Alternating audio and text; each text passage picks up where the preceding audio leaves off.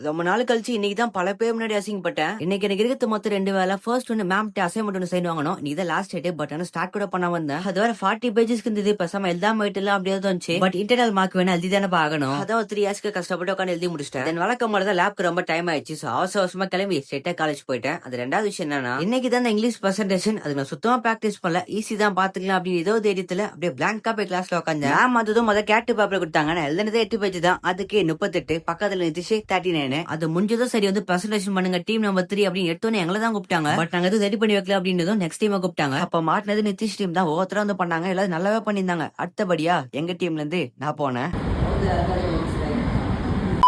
எப்படி பண்ணனா எனக்கே நான் பண்ணதை பார்க்க பிடிக்கல. அவ்வளவு கேவலமா பண்ணேன். ஏன்னா ஒரு கட்டத்துல சுத்தமா பேச்சு வர மாதிரி பிளாங்க் ஆயிட்டேன். திக்கி திக்கி பேசினேன் அப்படின்னு ஒரு மாதிரி ரொம்ப கேவலமா போயிடுச்சு. அதுலயே மத்தவங்க பார்க்காம பேசினாங்க. பட் இந்த பிடிஎஃப் பார்த்து எங்க பேச முடியல. இதுக்கு போன செமஸ்டர்லயே பரவாயில்ல. பிரசன்டேஷன் பண்ணப்ப ஃபாதர் டே கிவ் மோர் தென் 10 மார்க் அப்படின்னு கொஞ்சம் பாராட்டலாம் வாங்கின மேம்ட்ட. பட் இந்த வாட்டி சுத்தமா பேச வராம பாதிலே நெக்ஸ்ட் அப்படின்ட்டாங்க. சோ கம்னு பண்ணிட்டேன். எனக்கு இதை பத்தி என் பாயிண்ட்ல இருந்து என்ன சொல்லத்துன்னு தெரியல. பட் கண்டிப்பா நெக்ஸ்ட் டைம் நல்லா பிராக்டிஸ் பண்ணிட்டு போய் நல்லா பண்ணுவேன் அப்படி மட்டும் சொல்லிக்கிறேன். தென் சொல்ல மாட்டேன். டீம் மெம்பர்ஸ் 3 பேருமே நல்லா பண்ணியிருந்தாங்க. முக்கியமா அக்மல்லாம் மாஸ் கான்செப்ட்ல பையன் வேற மாதிரி பண்ணலாம். லாஸ்டா அந்த பிரசன்டேஷன்லாம் முடிச்சுட்டு வீட்டுக்கு போலாம் அப்படின்னு சிச்சினே வெளியே வந்துட்டேன். ஆக்சுவலா எனக்கு அடுத்து 3 கிளாஸ் இருக்கு. இந்த மாதிரியான பிறகு எப்படி போறது சுத்தமா மைண்ட் செட்டே இல்ல. அதை அசைன்மெண்ட் மட்டும் நாங்க சொல்லி ஃப்ரெண்ட்ஸ்ட கொடுத்துட்டு வீட்டுக்கு போயிட்டேன். ஈவினிங்கா பரவாயில்ல நல்லபடியா அசைன்மெண்ட் சைன் வாங்கி எடுத்துன்னு வந்துட்டானுங்க. இதோட இந்த வீடியோ முடிச்சுக்கலாம் அப்படின்னு இருக்கேன். அடுத்த வீடியோல பாக்கலாம். பாப்போம்.